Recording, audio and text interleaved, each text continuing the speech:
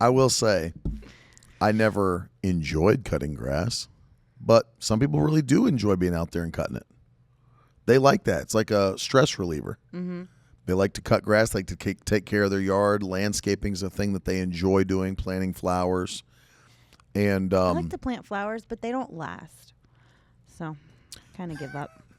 So there you go, guys. What's the point of doing anything? One life 'twill soon be past. We only have 4,000 weeks to live. I've already lived 2,000 of them. Oh, my gosh. We're on So, this again. there Every you day go. it's so gloomy. Ted will tell me how many more I have left if I wake up. You've and lived he's like, 2,030 It's weeks. like, well, this is exciting. Really going to keep my joy today. Thank you, Lord, for another day to live. But that's what I'm talking about. People. But that you come into all these expectations when you get married, and you just think it's got to be this way, and then you don't like hanging things, you don't like doing things around the house like that. And don't. That's fine, but that's fine. Oh, it's fine, all right. And that's what I came into the realization early on. It was like, why am I going to cause all these fights and annoyances and nagging and this and that when all that stuff is fixable? Right. You know what I'm saying? Either, I've just learned to do it because my dad and I get... Again, she does not cut the grass. No. That's one thing my dad said, don't you ever do. That's right. Don't He you said, ever do once it. you pick up a lawnmower... You should never pick up a lawnmower, ever. Don't pick up a lawnmower. Really? So that'd be the first mistake This is you'd have what we're made if doing you right went now. outside. Seriously? If I've seen you picking up a Wow, lawnmower, Dad. especially when it was on, that's straight dangerous. You slice yourself up. You and that kid picking up lawnmowers. You like crack yourself up. I'm just telling you, You it's just crack dangerous. yourself up. Anywho, we could have stayed and fought about it. Yeah, we didn't need to do that. But Plus, either I just hire someone now. well, here's the other thing too. People don't get. When you have to make up your mind. Because I know wives that are so like hardcore like that they'll like send their husband YouTube videos and be like, "This is how you learn to hang a curtain rod." I would have to "This is watch a how YouTube video you-" to do some things. But I'm just saying, wives are so persistent in making sure their husband does it rather than just figuring out a way to get it done. Well, here's the And other then- thing that you'll get to, and I think this is important for marriage too. You have to recognize the fact that you have limited time in every day, and that the things that should take your time are the very most important things.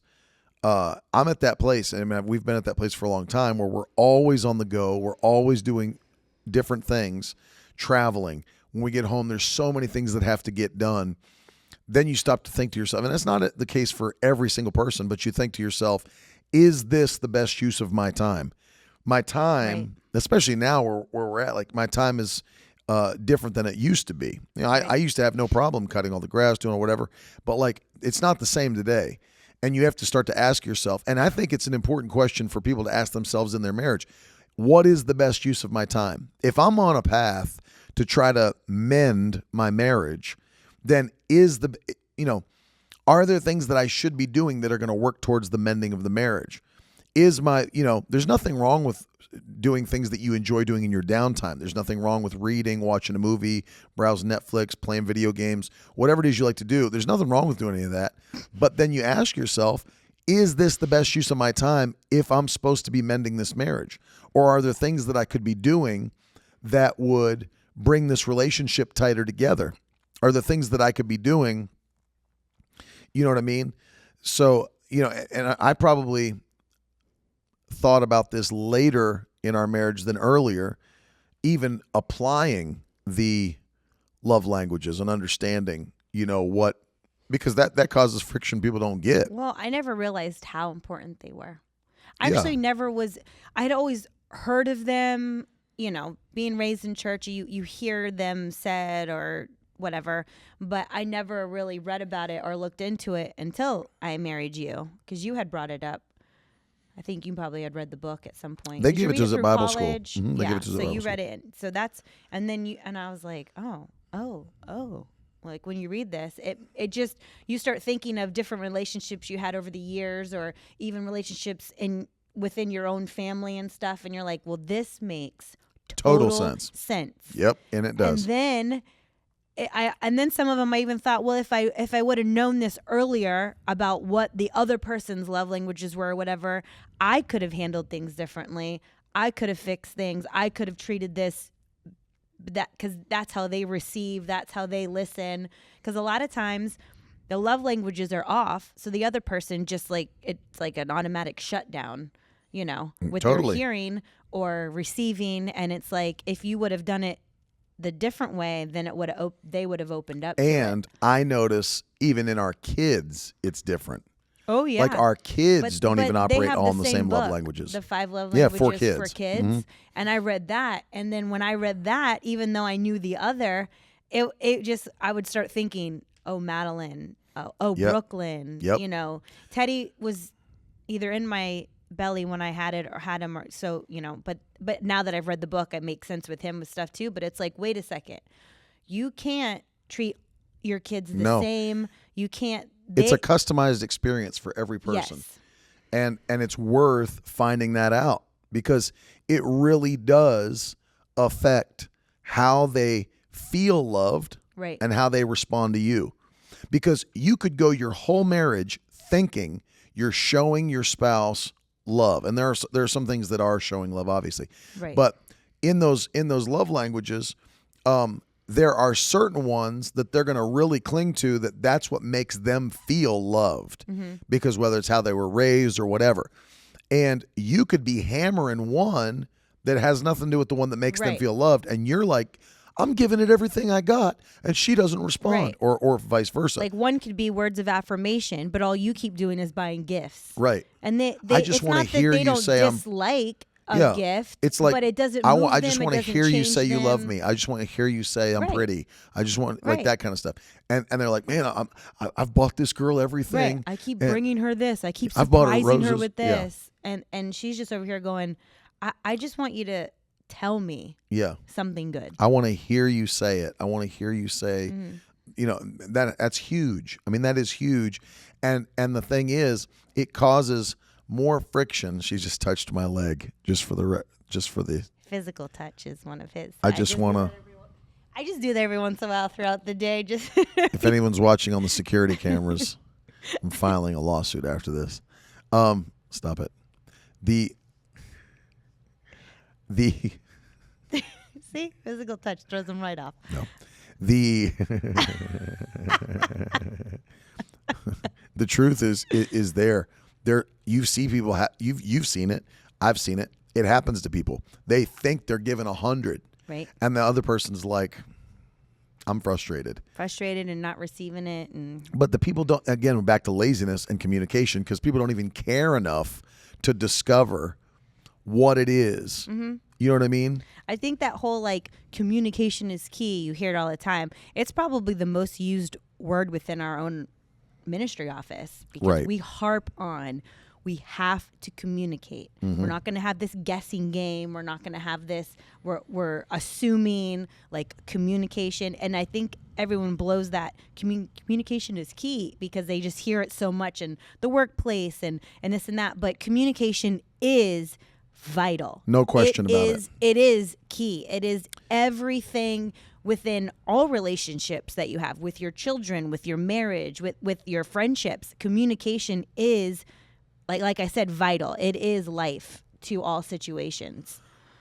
When somebody, and it's good to ask. It's good to be inquisitive in your marriage, because you may think, but maybe you're in a situation where your spouse is not, or maybe your spouse is irritated about something or whatever, is not the happiest, but won't tell you, would never tell you. Right. They would never say it, because they don't want to be that person that seems whiny or like whatever, and so they'll just push it down.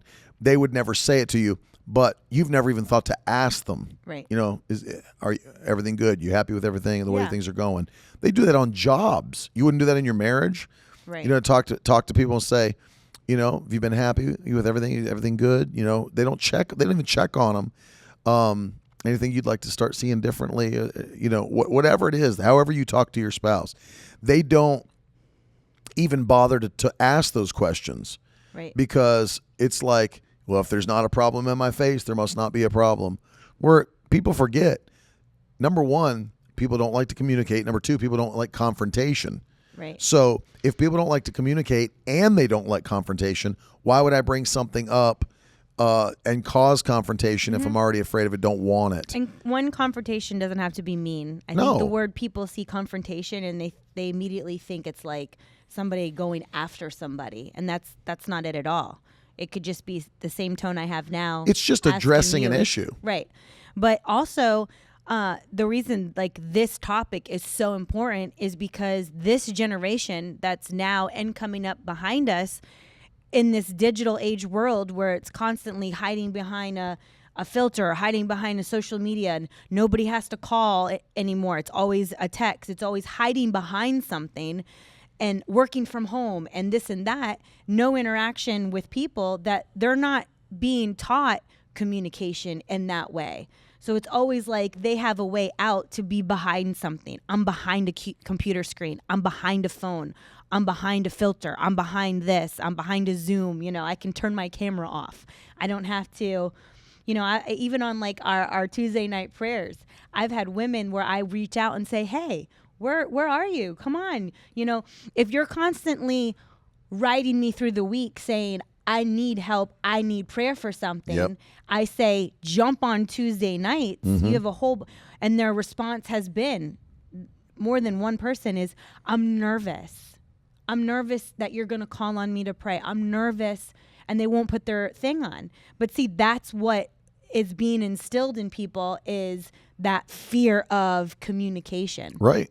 And so it's an important topic that we're saying, like, communication is vital to all situations. And we have to get past that.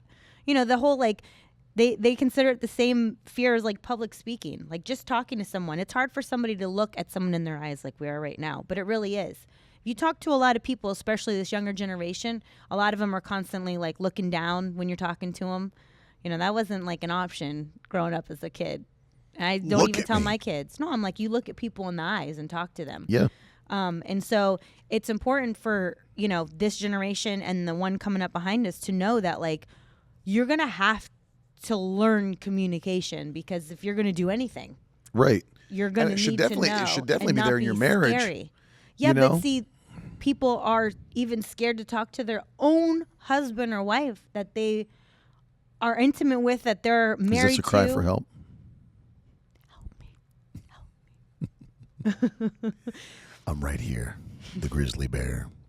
No, but you know what I mean? They like are. that they won't even speak up to their own spouse. Many people don't, and they won't bring up the things that irritate them. They'll They run won't bring to their up, friend down the which street. that's such a massive mistake. Is like, why are you dumping all of the issues? They'll run down the street and talk to their girlfriend, but they won't talk to their own spouse. Like, yeah, people go out with their group of friends. It's girls' night. It's guys' night. It's like, And you then know, dump everything out. Unload all the worst of What a their mistake. husband, or, you know, if guys are out, their wife. It's just like, What a mistake to do that. Can't even talk to your own spouse, but then you go and talk, you know, to someone that really doesn't care like that. And then it becomes a lack of communication gossip destroys trust that you have with your spouse. So the things are not, it's not like these are like groundbreaking things. It's just that people don't want to do them. And there's hidden pride in, that's why. Pride really is the front runner of all these different things. That's why the Bible's so clear on it. God resists the proud, gives more grace to the humble. Pride goes before destruction, and a haughty spirit before a fall. The more you allow pride to govern your decisions, the more destruction it will bring in those areas of your life. Brings that into your marriage. And if there's pride in between how you, or pride's governing how you deal with your spouse, it'll bring destruction into those areas of your relationship.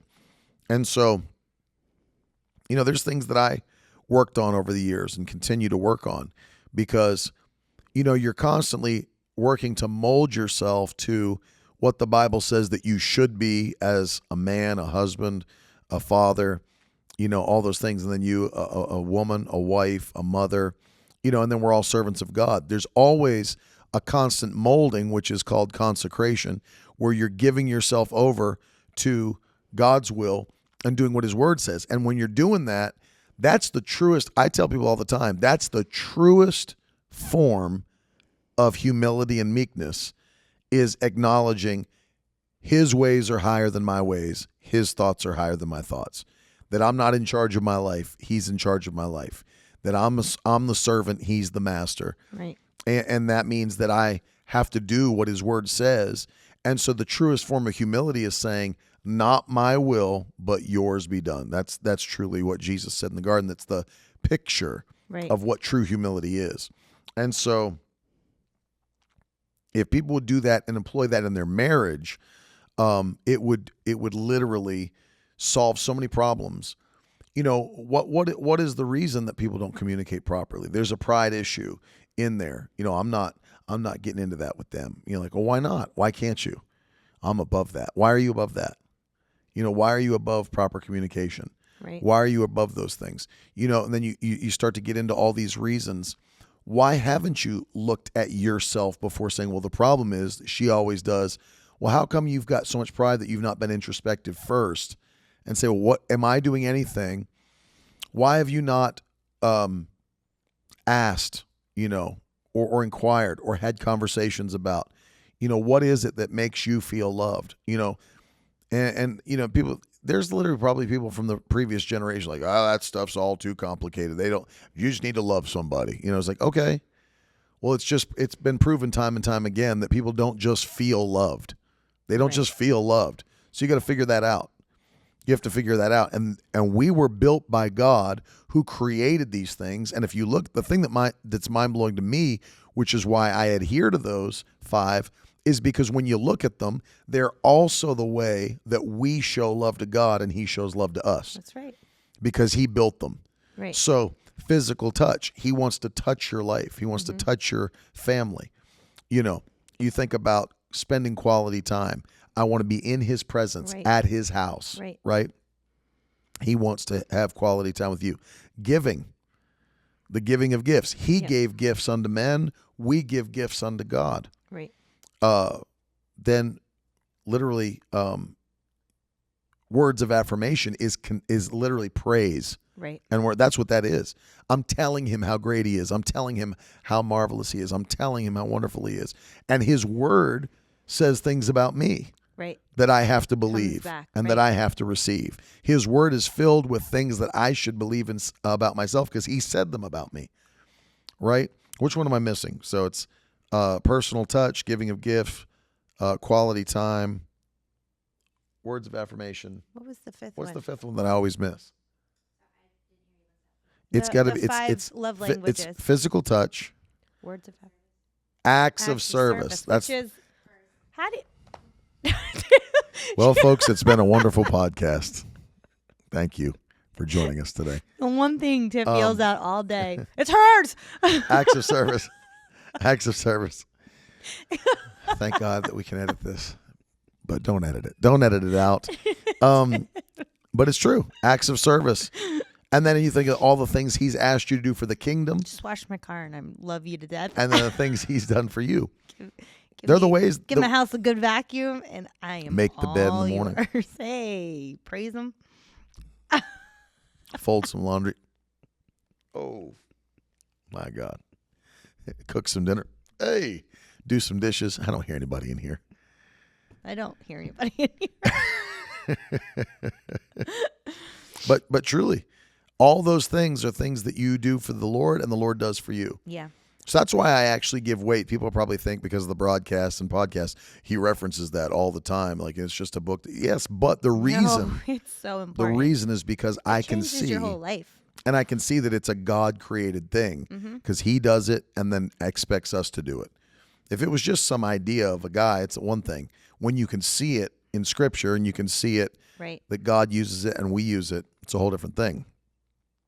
And I would say really making a choice to live, and this is probably the hardest one, in the fruit of the Spirit in your marriage. Yes. Because I agree. You can become, and you know this and I know this, We've seen it. You can become so familiar with somebody that you almost feel like they're exempted. Like, I don't have to walk, love towards them or whatever. Or, you sometimes. And it's not that you like think that. It's No. just it morphs into that. Morphs. It's like what you tell the kids all the time. You're not going to treat your friends better than you treat your sister or brother. You're not going to go out there and be so nice to them and love on them and all Right. that and come then home in these and be four mean. walls, I tell them that you act a completely different way. Yeah, and because fake bothers me. Like it really irks me. The whole like, you're one way here, and then that is really not you. Like the whole fake. It like how stuff just like can really irritate you inside, and that's one of them. And again, I don't necessarily think that like it's the kids being fake. It's just that like sometimes because they're other people that I'm not as familiar with, I'll treat them nice and be good. People do. Oh, you people do it long change. enough, it becomes fake. You train yourself. You're like Right. one way. I have to be one way when I'm at church because there's people looking at me, and this is who I am. This is my family, and that's why I tell the kids. And then it's like everyone. Will say, "Oh, you're so sweet. You're such a good girl. You're this and that." And And then if don't they come come home and have a sour attitude towards their sister or brother, Right. that's when I say, "Listen, we're not going to fake people out." That's why I use that Right. word, because we're not going to fake people out. You're not going to be considered one way. This is how they see, Madeline, Brooklyn, and Teddy, and then come home and then like act a fool in the house. I'm like, Right. no, we're going to be the same way, the same people, the same compliments that people say you are outside of this house are going to be the same compliments and how you act within this house. Yeah, no and that's question. how I want like our marriage to be and who we are, how we are in front of people, how we are on this podcast, how we are anytime we're in any setting. Is how we're going to be. It's not just going to be a show and put on and, Right.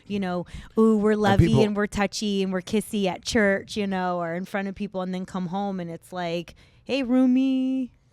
And I think one of the things is people that happens. they can sense fake a seen mile away. I've seen it. I've seen it too much in people's lives where they're one way somewhere, and then I know that's not their home life. And, Absolutely. And it irks me. I don't like Oh, that. I've seen it too. And people can sense that.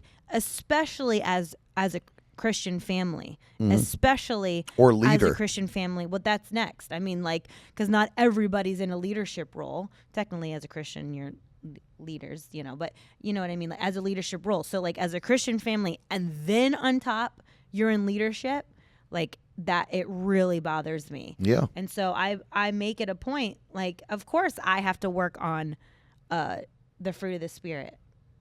Patience, all that. Patience is probably my top one that, I ask the Lord to help with.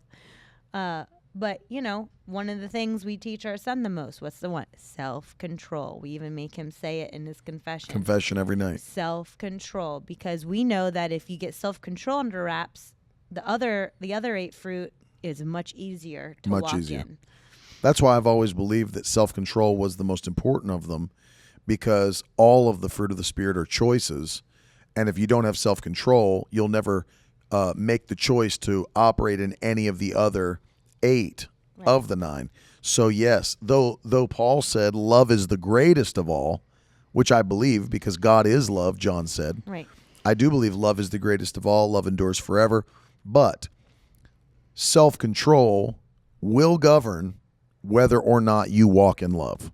Right. Whether or not you walk in joy, whether or not you walk in peace. All the 9 gifts or fruit of the Spirit will be governed by that one, self-control. And, we've been recently dealing with this issue, but the Bible says God's not given us a spirit of fear, but of power Love. and love. And Sound mind. one translation says a sound mind, but the more modern translations say what? Self-control. Yeah, that's true. Self-control. Power, love, and self-control, which means that you can make a decision to not operate in the spirit of fear, to not live in the spirit of fear. We've talked about that recently, that, if the kids start acting that way, we're like, oh, you're afraid? Come here. Let me help you. Cuddle up to me. Are you afraid? Are you okay? And I was like, knock that fear off. Right. Like that's been like our discussion. Anytime Knock that fear off. it arises, all children. Of At course. some point, I'm scared of the dark. I'm this. I'm that. I don't want to be alone, or I don't. You know what I mean? Like it comes up. See, and people think that you're not. They think you're not. Oh, that's so heartless of you to say that to your child. Treat them like that when they're afraid. It's like, no, I'm training them that fear is a choice. Yeah, and that's truly what we should do. I was just talking to someone saying, like, you have to balance it. You care for them and you love them, Yep. and you want them to feel safe and you want to take care of them. But then you're going to have to balance that out with not coddling that spirit. That's right. Because it sticks around. Yep. Until you answer it, until you speak to it, until you have authority over it, it will stick around and hang out. Just like you preached on Sunday, like, the devil's not just gonna go. I've messed with them enough. I'm out of here. Yeah, he's not gonna be like, well, I've scared her or him long enough, so now I'm gonna move on to the next kid. No, Right. He will stay. He'll build a house. He'll build a home. He'll kick his feet up and just reside there until you deal with it. Right. And I made a point when I became a parent that, like, I'm not gonna think that, oh, it's cute, we're scared of the dark, or, oh, it's cute. And I don't mean like, you know, parents like necessarily think it's cute, but they just kind of think this way. They think that's just normal. All kids are scared of the dark. All kids go through this. Well, we have a right as parents, as Christians, to say, no, I don't have to go with the flow. My kids don't have to be scared of the dark. There's nothing to be scared of. That's why I tell my kids, I say, oh, but God made dark.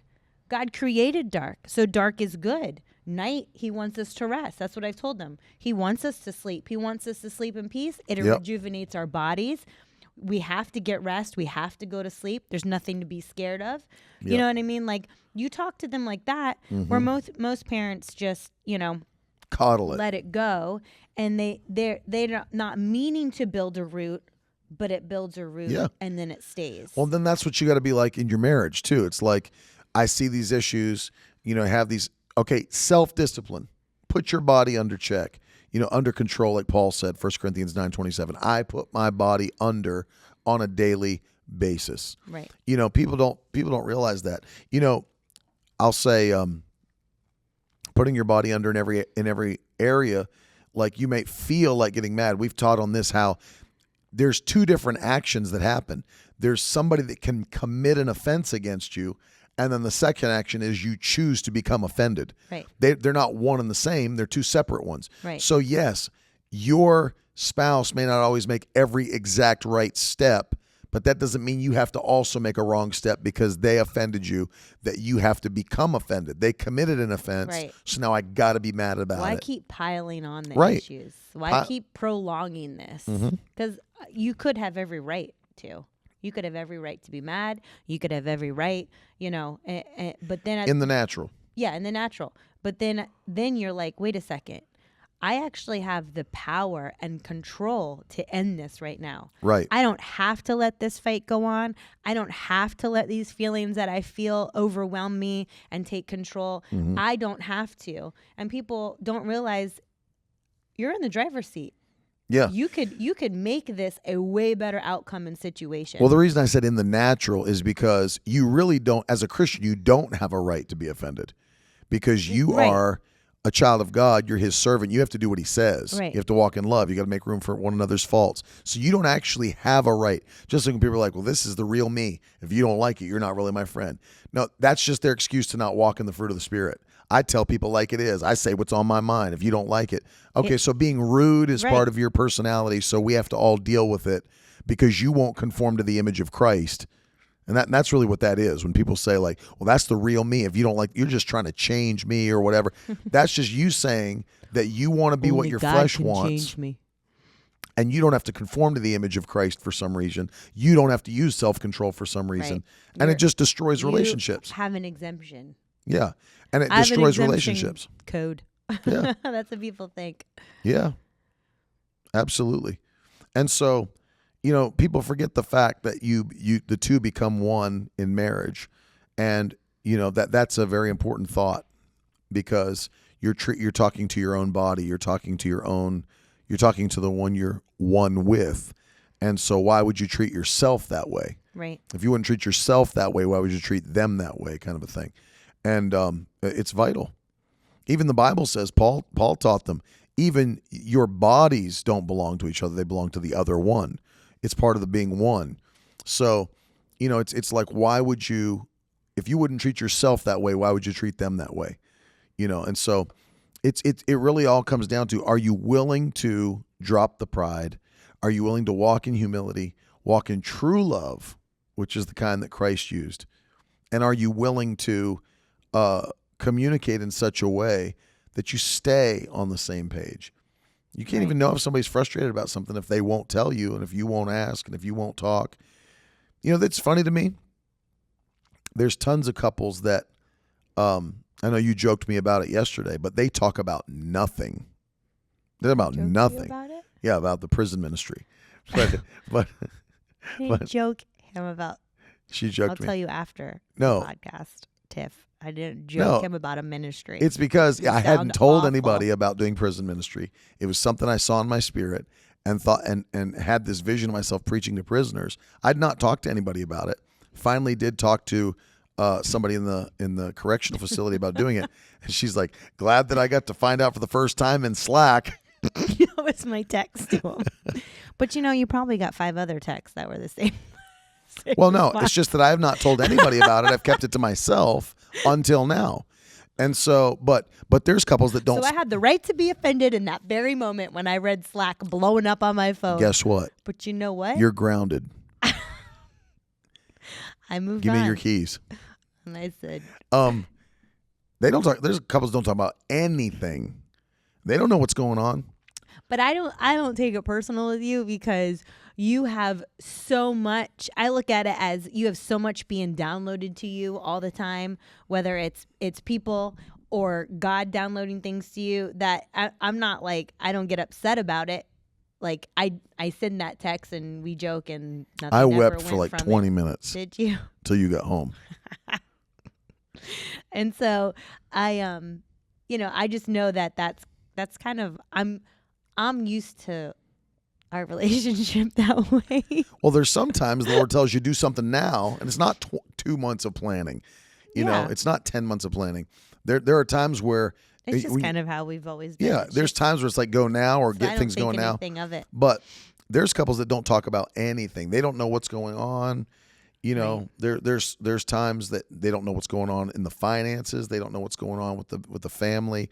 They don't talk. They don't talk about anything. They've gotten into such a rut. Loops back to communication. Yeah, and humility and love. Really, it's not hard. It's not hard to do. We've only really discussed like 3 or 4 things, elements that it's not that they're hard things to do. It's just that they're things that people don't want to do. Right, and they're not thought of.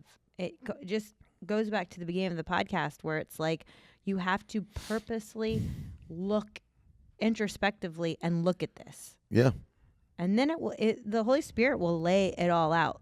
This needs to be worked on. This can be tweaked. This can, everyone's so busy praying for their husband or wife to change instead of just saying, Lord, can you speak to me? Can you change me? Can you help me? What can I do differently?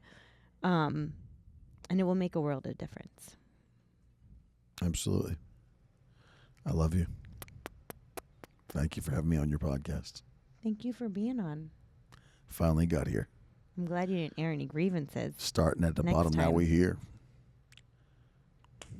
Somebody's trying to call me during the podcast. Who's never not trying to call you or text you? That we can talk about next time. Sharing my husband and what it's like So to share your husband. far away. Doesn't anybody stay in one place anymore?